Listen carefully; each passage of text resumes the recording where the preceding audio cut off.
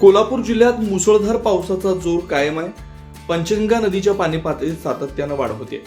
ड्रोनच्या नजरेतून टिपलेलं नदीपात्राचं विहंगम दृश्य सध्या लक्ष वेधून घेत आहे. राजाराम बंधाऱ्यावरील पाणी पातळी 35 फूट 7 इंचांवर पोहोचली आहे.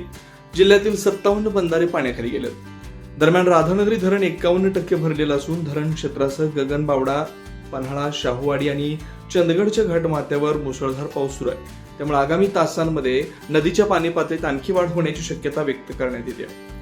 या प्रशासनानं नदीकाठच्या नागरिकांना सतर्क राहण्याचं आणि आवश्यक ती खबरदारी घेण्याचं आवाहन केलंय. पाहूया ड्रोनच्या नजरेतून टिपलेलं पंचगंगा नदीचं दृश्य.